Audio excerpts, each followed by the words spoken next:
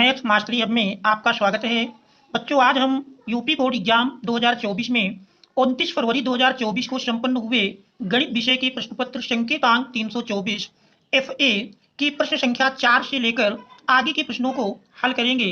प्रश्न संख्या 1 से 3 तक का हल देखने के लिए डिस्क्रिप्शन पर लिंक मिल जाएगा। उस लिंक के माध्यम से प्रश्न संख्या 1 से लेकर 3 तक के प्रश्नों का हल देख सकते हैं। तो यदि अभी तक आपने चैनल को सब्सक्राइब नहीं किया है, चैनल को सब्सक्राइब कीजिए, वीडियो को लाइक कीजिए एवं अपने मित्रों को शेयर कर दीजिए ताकि आने वाले सभी संकेतांकों का हल नोटिफिकेशन के माध्यम से आपको प्राप्त हो सके। अब हम देखते हैं प्रश्न संख्या 4। प्रश्न संख्या 4 में दिया है कि निम्नलिखित सभी खंडों को हल कीजिए, जिसमें का नंबर है सिद्ध कीजिए कि समुच्चय 1 2 3 में 1 2 तथा 2 1 के अंतर्विष्ट करने वाले तुल्यता संबंधों की संख्या 2 है। तो प्रश्न 4 के का में मान लेते हैं समुच्चय ए बराबर एलिमेंट दिए हैं 1 2 3। अब इस समुच्चय में कह रहा 1 2 और 2 1 के अंतर्विष्ट करने वाले तुल्यता संबंधों की संख्या 2 है। तो संबंध R1 1 2 और 2 1 को अंतर्विष्ट करने वाला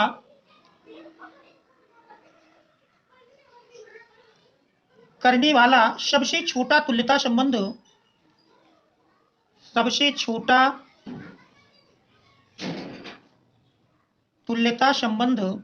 R1 1 1 2 2 3 3 1 2 2 1 है। तो 1 2 और 2 1 को अंतर्विष्ट करने वाला सबसे छोटा तुल्यता संबंध, जिसका नाम हम R1 देते हैं, 1 1 2 2 3 3 1 2 और 2 1 है। अब केवल चार युग्म 2 3 3 2 1 3 और 3 1 शेष बचते हैं।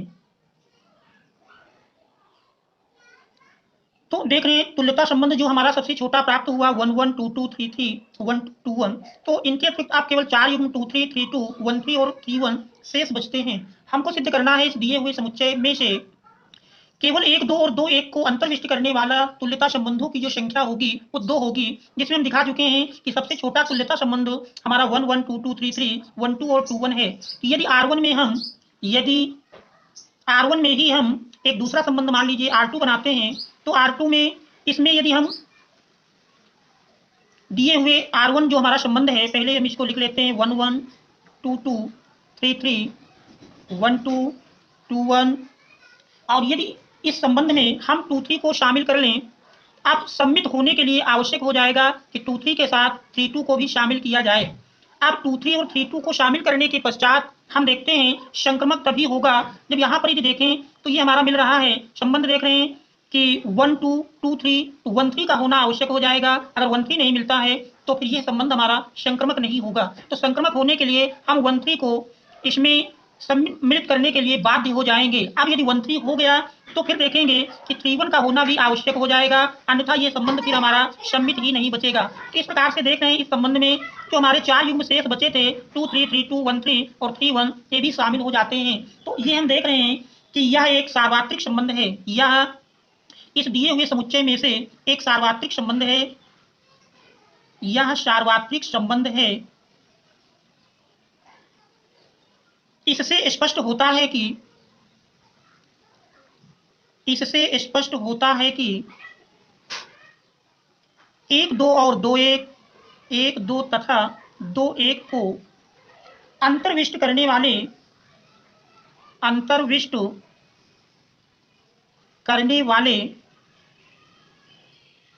तुल्यता संबंधों की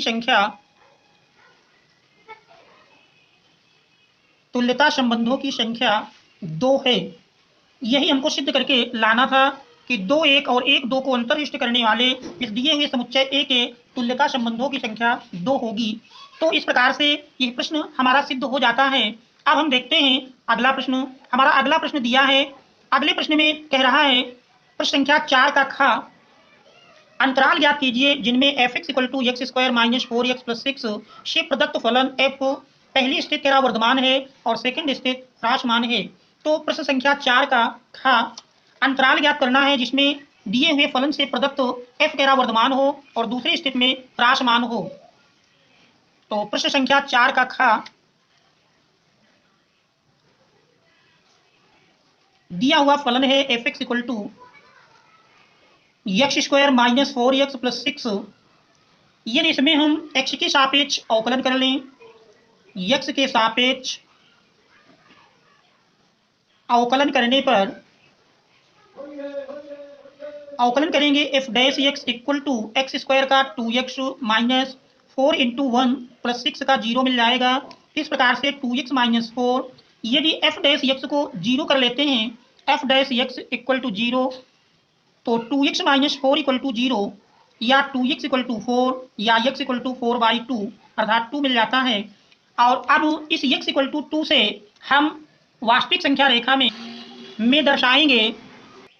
वास्तविक संख्या रेखा में यदि हम x इक्वल टू 2 को दर्शाएं तो माइनस इन्फिनिटिव प्लस इन्फिनिटिव, ये मान लीजिए x इक्वल टू 2 है, तो देख रहे हैं माइनस इन्फिनिटिव से 2 का भाग और इस साइड में 2 से लेकर के प्लस इन्फिनिटिव का भाग मिलेगा।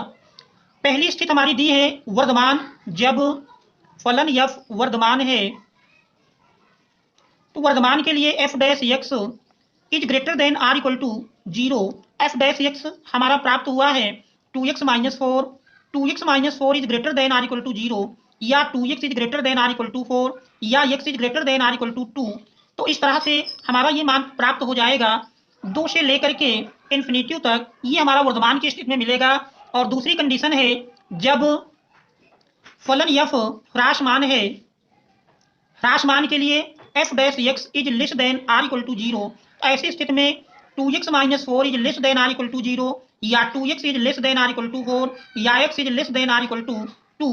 ऐसी स्थिति में माइनस इन्फिनिटिव से हमारा 2 तक के मान, यानी ये अंतराल हमारा, इस अंतराल के लिए दिया हुआ फलन ह्रासमान होगा। इस स्थिति में ये हमारी वर्धमान की स्थिति है और दूसरी स्थिति ये ह्रासमान की स्थिति है। तो ये हमारे इस दिए हुए प्रश्न का उत्तर हो जाएगा। अब हम देखते हैं अगला प्रश्न। प्रश्न 4 का ग, अवकल समीकरण x minus y dy upon dx equal to x plus 2y को हल कीजिए। तो प्रश्न 4 के ग में दिया है अवकल समीकरण x minus y into dy by dx equal to x plus 2y। तो यदि आप देखें तो ये एक समघातीय अवकल समीकरण है, तो इसमें हम यदि dy by dx equal to लिखें तो dy by dx equal to मिल जाएगा x plus 2y upon x minus y. और समघातीय अवकल समीकरण को हल करने में हम y इक्वल टू vx रख दें, तो y इक्वल टू vx रखने पर यदि इसका अवकल गुणांक निकालें तो dy by dx equal to, देख रहे हैं दो फलन हैं, पहला फलन इंटू दूसरे का अवकल गुणांक प्लस दूसरा फलन पहले का अवकल गुणांक। तो इस dy बाई dx के स्थान पर v plus x into dv upon dx और y के स्थान पर vx यदि रख दें तो यही हमारा प्रश्न बन जाएगा v plus x dv upon dx equal to x plus 2 into v के स्थान पर y के स्थान पर vx upon x minus vx। तो v का पक्षांतर कर लें तो x dv upon dx equal to, देख रहे हैं दोनों पदों से x कॉमन मिल रहा है तो 1 प्लस 2v अपान हर में भी x कॉमन कर लें तो 1 माइनस v x कैंसिल करके अब हम लासा ले लेते हैं। तो लासा लेंगे तो लासा लेने पर आप देख रहे हैं लासा इन दोनों पदों में 1 माइनस v मिल जाएगा। तो ये बन जाएगा 1 प्लस 2v 1 प्लस 2v और माइनस v में 1 से गुणा हुआ तो minus v minus minus plus v into v square. अब इसको सरल करेंगे तो 1 प्लस 2v से v घटाएं v मिला plus v square upon 1 minus v. अब हम v के पदों को एक ओर कर लेते हैं और x के पद को एक ओर, तो फिर ये हमारा दिया हुआ फलन इस प्रकार से बन जाएगा dv 1 minus v upon 1 plus v square dv equal to dx upon x। ये हमारा फलन इस प्रकार से बन जाएगा। यदि हम इसमें से माइनस कॉमन कर लें तो v minus 1 upon v square plus v plus 1 dv equal to dx upon x। दोनों ओर माइनस से गुणा कर दें तो v minus 1 upon v square plus v plus 1 dv equal to minus dx upon x। अब यदि दोनों ओर समाकलन की प्रक्रिया करें तो दोनों ओर समाकलन करने पर दोनों ओर का हम समाकलन कर लेंगे। तो समाकलन करने में देख रहे हैं यदि अंश को हर का अवकल गुणांक बनाएं तो हम 2 से भाग दे देते हैं और अंश में 2 से गुणा कर लेंगे तो ये मिल जाएगा 2v minus 2 into dv upon v square plus v plus 1 equal to minus 1 upon x dx। अब देखें तो हर का अवकल गुणांक 2v प्लस 1 मिलेगा जबकि हमारा 2v माइनस 2 है, तो इसको अब हम 2v प्लस 1 के रूप में बदलेंगे तो फिर यही हमारा मिल जाएगा equal to half. This implies half integration 2v plus 1 upon v square plus v plus 1।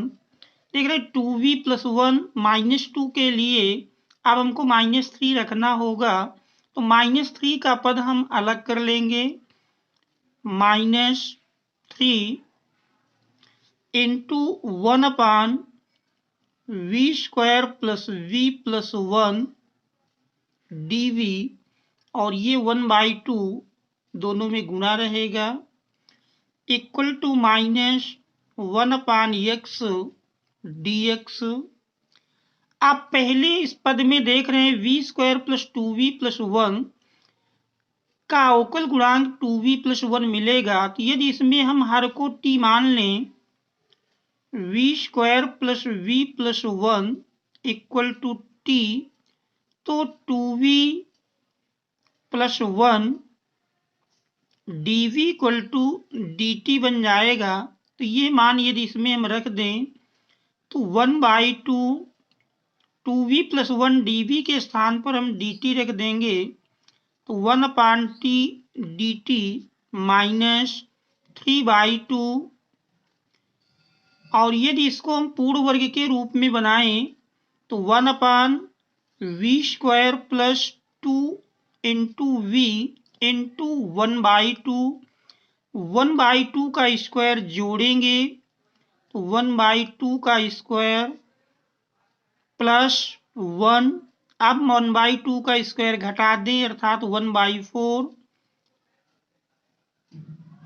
dv equal to minus integration 1 upon x dx। अब इसको सरल करेंगे 1 अपान 2 1 अपान t dt तो 1 अपान t का समाकलन log t -3/2 integration 1/v² + 2v × 1/2 का whole square मिलकर के बन जाएगा v + 1/2 का होल स्क्वायर, और 1 से 1/4 घटाएंगे तो ये हमारा 3/4 मिलेगा, जिसको लिख सकते हैं √3/2 का whole square dv equal to -1/x का समाकलन हमारा log x plus constant c1 जोड़ देते हैं। अब इसको हम सरल करेंगे तो सरल करने पर 1/2 log t हमने माना था v² + v + 1 को t का मान रख देते हैं, v² + v + 1 -3/2। अब देखें तो इसमें हमारा फार्मूला 1/x² + a² का बनता है, और 1/x² + a² का समाकलन 1/a, a के स्थान पर देख रहे हैं √3/2, तो √3/2 हमारा अंश में आ जाएगा। tan इनवर्स x/a, तो x के स्थान पर देख रहे हैं हमारा v + 1/2 है, तो v + 1/2 अपान a के स्थान पर √3/2 equal to -log x plus c1। सरल करेंगे तो 1/2 log, हम v का मान रख दें, v देख रहे हैं माना गया था y = vx, तो v के स्थान पर y/x बन जाएगा y² plus y/x plus 1 -2 cancel कर दिए, तो इस प्रकार से मिल जाएगा √3 tan इनवर्स 2 लाशा ले लेंगे तो 2v + 1 अपान अंश हर से 2 कैंसिल हो जाएगा equal to -log x plus c1।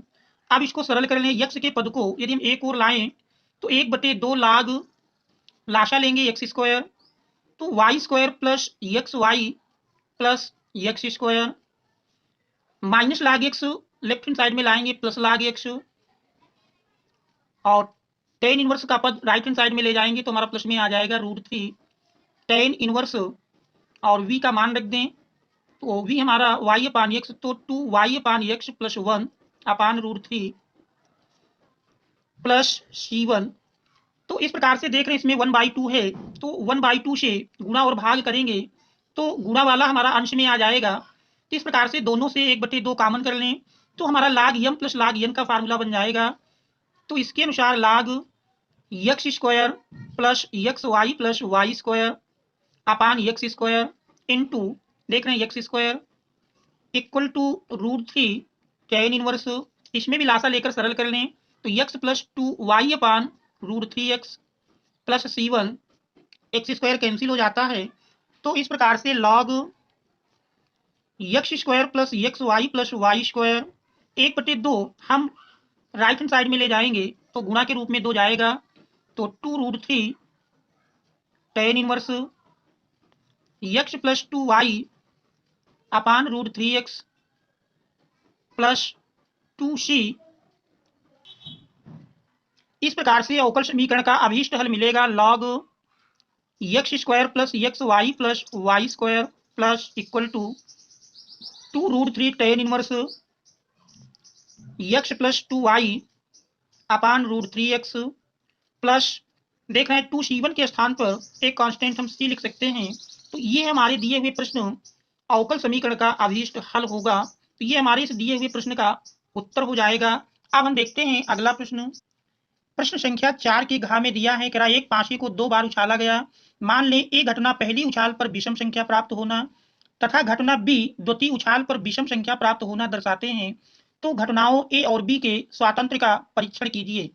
तो प्रश्न संख्या 4 का घ, एक पाशी को 2 बार उछालने पर कुल संभव परिणामों की संख्या NS बराबर मिल जाएगी 36, जिसमें कह रहा मान लें कि ए घटना पहली उछाल पर विषम संख्या प्राप्त होना है, तो पहली उछाल में विषम संख्या प्राप्त होने के संभावित परिणाम मिलेंगे। तो अगर हम NA की बात करें तो संभावित परिणाम में जिसमें कह रहा पहली उछाल पर विषम संख्या अर्थात 1 1 1 2 1 3 1 4 1 5 1 6, इसी प्रकार 3 1 3 2 3 3 3 4 3 5 3 6 और 5 1 5 2 5 3 5 6 5 4 5 5 5 6, तो कुल मिलाकर के पहली यानी 1 से प्रारंभ होने वाली पहली पंक्ति, फिर 3 से प्रारंभ होने वाली और 5 से प्रारंभ होने वाली, तो क्षेत्रिक 18 अवयव मिल जाएंगे पहली घटना में। और दूसरी में कह रहा है कि और घटना बी द्वितीय उछाल पर विषम संख्या प्राप्त होना दर्शाती है, तो NB का अगर हम मान लिखें तो इसमें देखिए कह रहा है कि द्वितीय उछाल में विषम संख्या प्राप्त होना। द्वितीय उछाल में अगर हम विषम संख्या की बात करें तो द्वितीय उछाल में विषम संख्या के जैसे कह सकते हैं 1 1 1 3 1 5। यहाँ पर देख रहे हैं द्वितीय उछाल में हमारी विषम संख्या है। इसी प्रकार से 2 1 2 3 2 5, फिर 3 1 3 3 3 5 4 1 4 2 4 3 बल्कि 4 5 5 1 5 3 5 5 6 1 6 3 6 5। तो देख रहे हैं ये ऐसी घटनाएं हैं जिनमें द्वितीय उछाल में आप देख रहे हैं सभी में विषम अंक है। तो यदि इनकी संख्या आप देखेंगे तो इनकी संख्या देख सकते हैं 1 2 3 4 5 6 7 8 9 10 11 12 13 14 15 16 17 18 प्राप्त होती है। तो अब इन दोनों का यदि हम इंटरसेक्शन देखें तो ए और बी दोनों में उभयनिष्ठ घटनाओं के कितने संगत मिलते हैं, जिसमें पहले में भी विषम संख्या हो और दूसरे में भी विषम संख्या हो। तो ये हमारे मिल जाएंगे।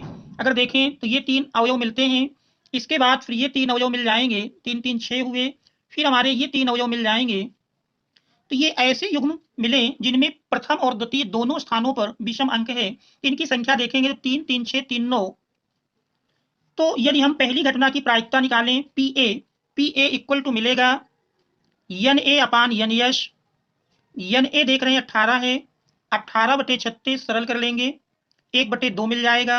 अब हम PB का मान निकालें तो PB NB अपान NS। NB देख रहे हैं 18 दिया है, 18/36 सरल करेंगे, इसका मान भी 1/2 मिलेगा।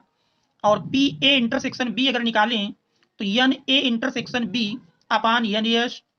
NA इंटरसेक्शन B देख रहे हैं 9 है, बटे NS का मान 36 है, 9 चौको 36, 1/4 मिलता है।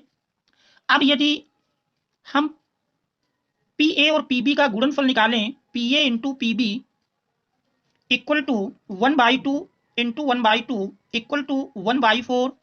क्योंकि PA intersection B equal to PA into PB, इससे यह सिद्ध होता है कि दी हुई घटनाएं स्वतंत्र घटनाएं हैं। चूंकि PA intersection B equal to PA into PB के बराबर मिलता है, तो इस प्रकार से A और B स्वतंत्र घटनाएं हैं। इस प्रकार से स्पष्ट हो जाता है कि A और B स्वतंत्र घटनाएं हैं। यही हमको ज्ञात करना था। स्वातंत्र का इस प्रकार से परीक्षण हो जाता है, परीक्षण से स्पष्ट हो जाता है कि A और B स्वतंत्र घटनाएं हैं। ये हमारे इस दिए हुए प्रश्न का उत्तर हो जाएगा। अब हम देखते हैं अगला प्रश्न। हमारा अगला प्रश्न दिया है प्रश्न 5 का निम्नलिखित सभी खंडों को हल कीजिए। इसमें सिद्ध कीजिए कि शारीरिक दी है और इसको हमको सिद्ध करके 4a² b² c² लाना है। तो दी हुई शारीरिक है a² plus ab bc b² plus bc ac plus c² ac c²।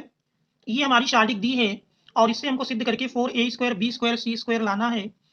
तो यदि हम इसको सरल करें, a² a कॉमन कर लेंगे, a plus b ab bc b² और देखें इससे b कॉमन कर लें तो b प्लस c कॉमन मिल रहा है, c कॉमन करेंगे, a plus c ac c²। अब हम देखते हैं पहले स्तंभ से a, दूसरे स्तंभ से b और तीसरे स्तंभ से c कॉमन मिल रहा है। तो c1 से a, c2 से b और c3 से c उभयनिष्ठ लेने पर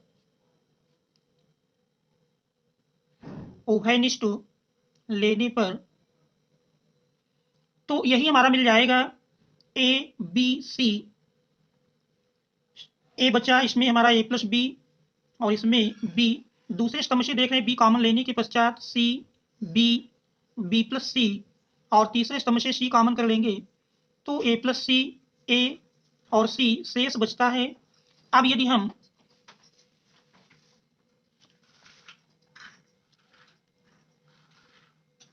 पहली पंक्ति से या कह सकते हैं C3 से हम C1 और C2 को घटा दें तो हमारा दिया हुआ सारणी बन जाएगा A plus B, B, C, B, B plus C। अब देखिए तीसरे स्तंभ से हम पहले और दूसरे को घटाएंगे तो A plus C minus C cut करके 0 मिल जाएगा और इसमें हमारा A माइनस B और इसमें हमारा मिलेगा C minus B minus C। तो इस प्रकार से देखेंगे तो इससे हमारा A कैंसिल हो रहा है, इसमें से C कैंसिल हो जाएगा। तो इस प्रकार से शेष बचता है A B C, A plus B, B, C, B plus C, 0 minus 2B।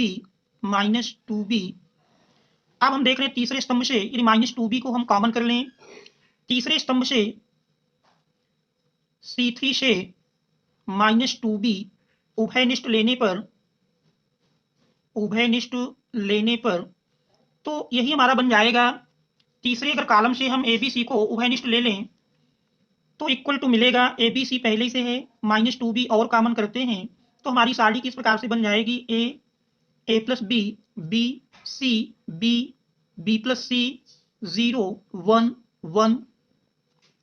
अब यदि R2 से हम R1 को घटा दें, R2 माइनस R3, R2 से R3 को घटाएंगे तो फिर ये हमारी सारणी किस प्रकार से बन जाएगी, इनका आपस में गुणा किए तो माइनस 2AB स्क्वायर C, पहली पंक्ति AC B। अब हम दूसरे से तीसरा घटाएंगे, A प्लस B से B घटाएंगे, A मिल जाएगा, B से B प्लस C घटाएंगे माइनस C, 1 से 1 घटाएंगे तो ये हमारा 0 मिल जाएगा और तीसरी पंक्ति है B प्लस C 1। अब यदि हम C3 को लेकर प्रसार कर दें, C3 को लेकर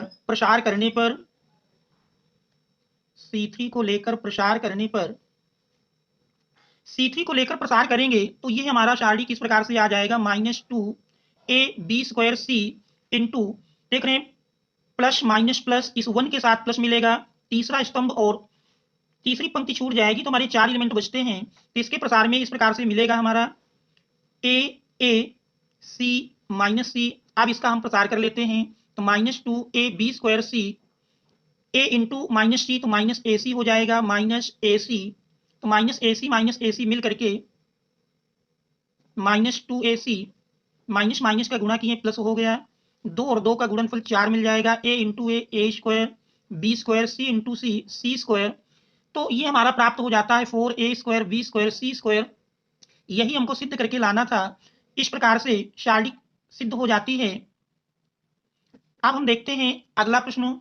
हमारा अगला प्रश्न दिया है, अगले प्रश्न में कह रहा है प्रश्न संख्या 5 का खा, 5 के खा में दिया है, कह रहा सिद्ध कीजिए कि फलन f(x) = mod x = 0 पर सतत है लेकिन अवकलनीय नहीं है। तो ये हमको सिद्ध करके लाना है। फलन f(x) = दिया है mod x बराबर 0 पर हमको सतत है लेकिन अवकलनीय नहीं है, यह सिद्ध करना है। सतत के लिए सबसे पहले हम फलन की वैल्यू निकाल लें, f(0) = mod 0 = 0 होगा। अब हम लेफ्ट हैंड लिमिट निकालेंगे, left hand limit equal to limit x tends to 0 minus fx equal to limit h tends to 0 f 0 minus h।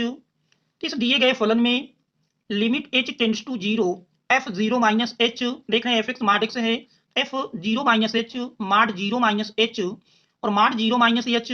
तो ये हमारा बन जाता है limit h tends to 0 mod 0 minus h equal to मिलेगा mod minus h, mod minus h equal to h। Limit लगाएंगे तो limit apply करने पर इक्वल टू 0 मिल जाएगी। अब हम राइट हैंड लिमिट का मान यदि निकालें, right hand limit x tends to 0 plus fx equal to limit h tends to 0 f 0 plus h equal to limit h tends to 0 mod 0 plus h equal to mod h और mod h equal to h मिलेगा। Limit apply कर देंगे तो limit h tends to 0 h limit apply करने पर 0 के equal मिलता है। तो इससे हम देख रहे हैं left hand limit equal to right hand limit equal to फलन की वैल्यू, इसलिए x इक्वल टू 0 पर फलन f x equal to mod x सतत है। अब हमको एक्स इक्वल टू 0 पर इस फलन के अवकलनीय का परीक्षण करना है।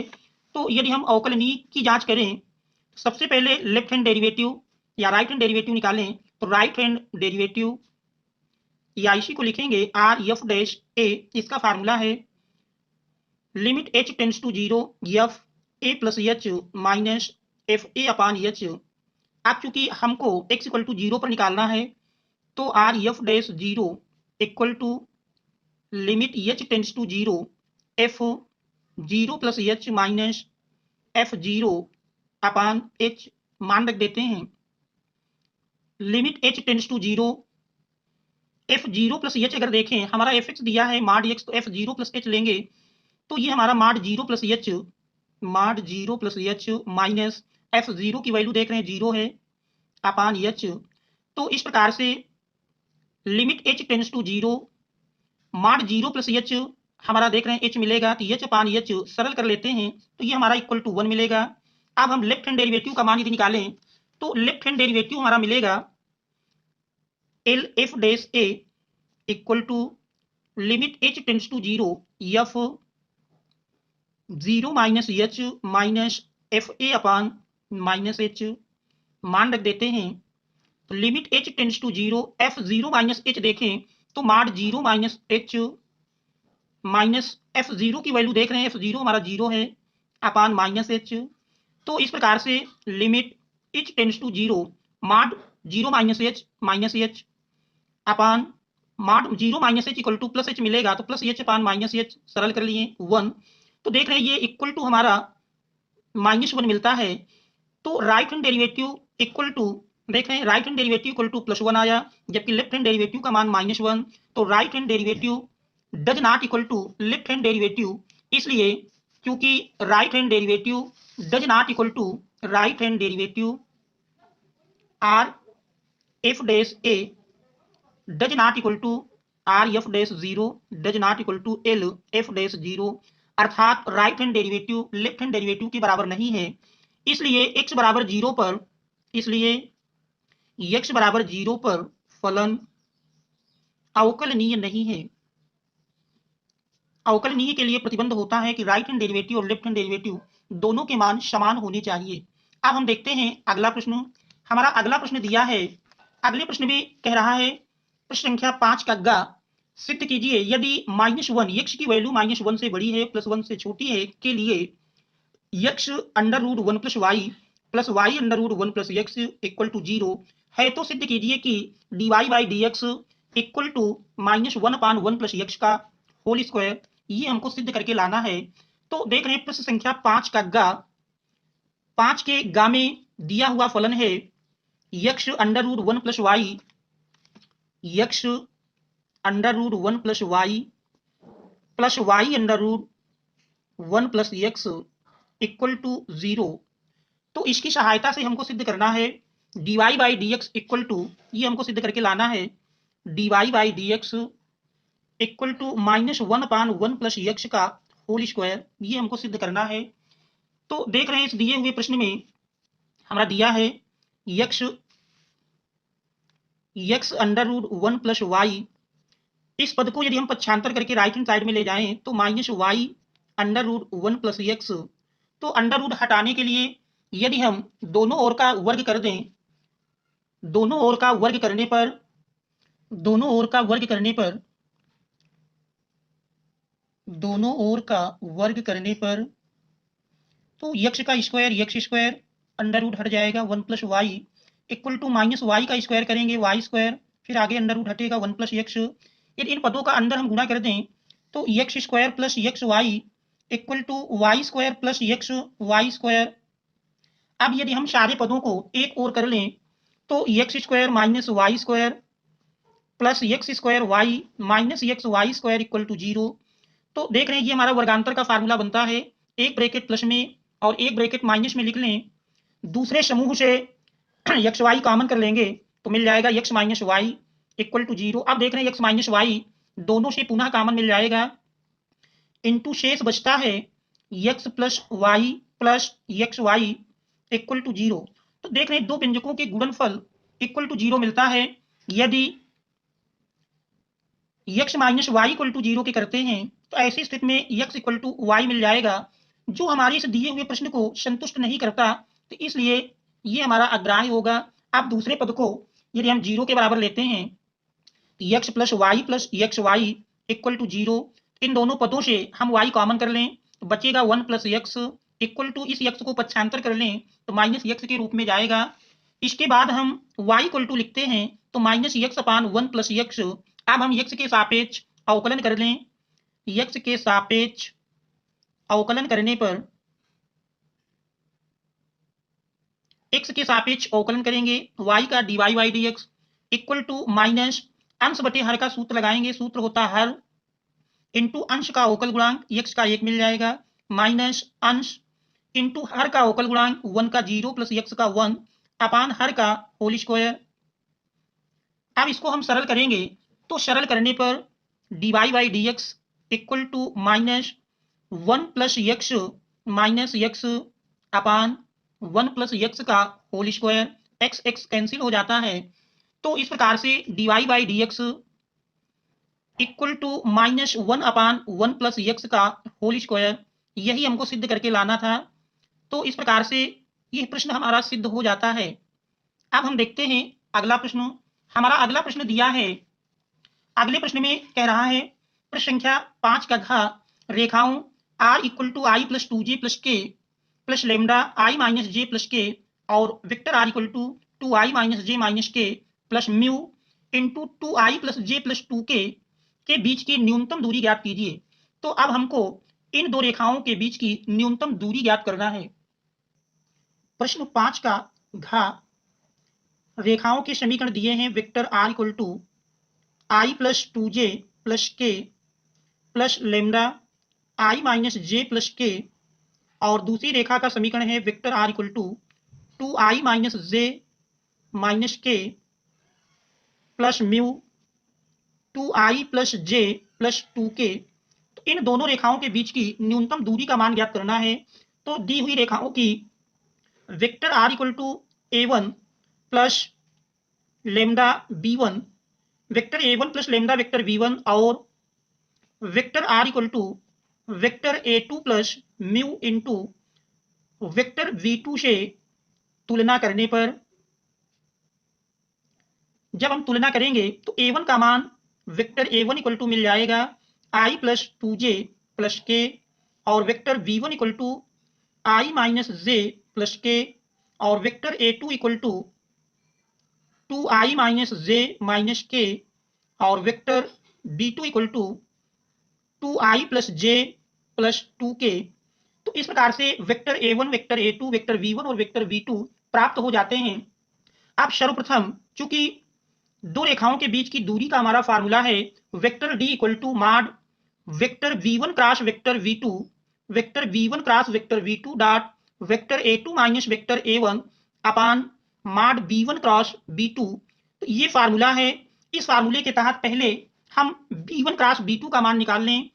Vector v1 cross vector v2 इसका मान ज्ञात करते हैं। शारीरिक में b1 से सबसे पहले i j k, इसके बाद b1 में से i j k के गुणांकों को लिखना है। तो देख रहे हैं i का गुणांक 1, j का गुणांक -1 और k का गुणांक 1 है। फिर b2 से 2 1 2। अब हम r1 को लेकर प्रसार कर लें। r1 को लेकर प्रसार करने पर यही मान हमारा मिल जाएगा i -1 इंटू 2 यानी -2 -1 इंटू 1 1 माइनस जे के संगत 1 इंटू 2 2 माइनस 2 इंटू 1 2 इंटू 1 2 मिल जाएगा प्लस के और के संगत हमारा 1 into 1 1 minus 2 into -1 -2 minus minus plus हो जाएगा। तो इस प्रकार से r1 का मान मिलता है b1 cross b2 equal to -3i 2 -2 cancel होकर के -0j प्लस 3k। अब इसका हम मापांक निकाल लें। इसके मापांक का मान निकालेंगे mod b1 cross b2 under root -3 का स्क्वायर प्लस 0 का स्क्वायर प्लस 3 का स्क्वायर। सरल किए तो अंडर रूट -3 का स्क्वायर 9 प्लस 0 का स्क्वायर 0, 3 का स्क्वायर 9। तो इस प्रकार से अंडर रूट 18 वर्गमूल लेंगे तो 3√2। तो ये हमारा मॉड b1 क्रॉस b2 का मान निकलता है। अब हम वेक्टर a2 माइनस a1 का मान निकाल लें।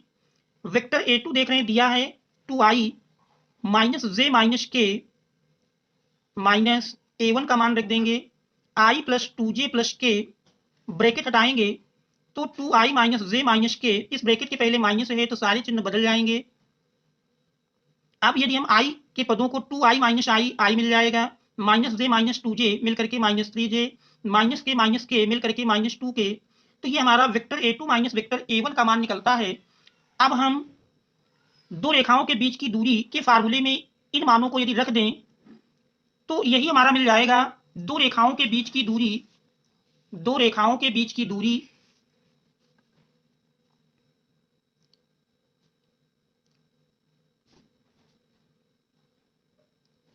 दूरी बराबर mod b1 cross b2 dot a2 minus a1 अपान मॉड b1 क्रॉस b2। इस फार्मूले में हमको मान रख देना है।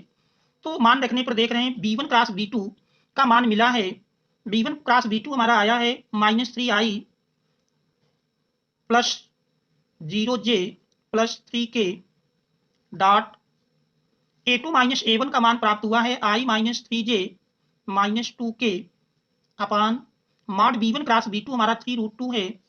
अब इसको हम सरल करेंगे। मॉड देखिए डॉट प्रोडक्ट करेंगे -3 इंटू 1 -3, फिर 0 से गुणा होगा 0 मिल जाएगा, प्लस 3k माइनस 2k मिल करके 3 × 6 -6 अपान 3√2। सरल करेंगे तो सरल करने पर देख रहे हैं -6 -3 मिल करके -9 और मापांक लेंगे तो +9 के रूप में मिलेगा अपान 3√2। हर का परिमेयीकरण करने के लिए √2 से अंश हर दोनों में गुणा कर लेते हैं। इस प्रकार से 3 से 9 को कैंसिल कर दिए तो 3√2 अपान 2 इकाई। ये दोनों रेखाओं के बीच की दूरी का मान मिल जाएगा 3√2 अपान 2 इकाई। तो दो रेखाओं के बीच की दूरी d = 3√2 अपान 2 इकाई। तो ये हमारे इस दिए हुए प्रश्न का उत्तर हो जाएगा। अब हम देखते हैं अगला प्रश्न। हमारा अगला प्रश्न दिया है। अगले प्रश्न में कह रहा है हल कीजिए dy/dx + y cot x = 2x + x² cot x जहां x does not equal to 0। तो ये हमारा प्रश्न दिया है। इस प्रश्न को हल करते हैं। तो इसमें देख रहे हैं दिया हुआ है प्रश्न का जो मान दिया है प्रश्न संख्या 5 का अंगा 5 के अंगा भाग में दिया है dy/dx + y cot x equal to 2x + x² cot x plus x² cot x, जहां कह रहा कंडीशन है x does not equal to 0। तो ऐसी स्थिति में इस अवकल समीकरण को हल करना है। दिए हुए समीकरण की मानक समीकरण dy/dx + py equal to q से तुलना करने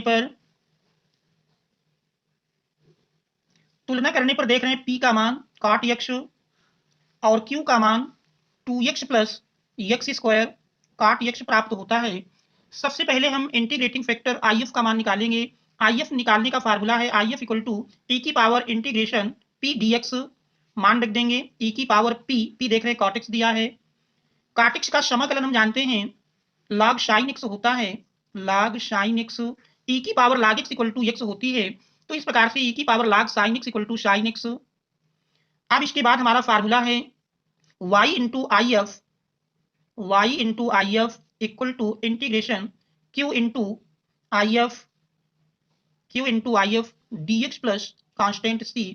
इसी फार्मूले में हमको मान रख देना है।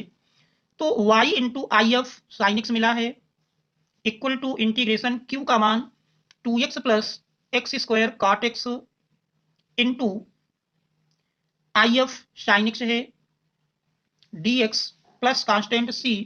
सरल करेंगे sin x का ब्रैकेट के अंदर गुणा कर दें तो 2x sin x dx हम दोनों को अलग अलग कर लेते हैं plus integration x² cot x sin x dx plus constant c। तो integration 2x sin x dx plus काट को साइन बटे कास बटे साइन के रूप में लिख लें।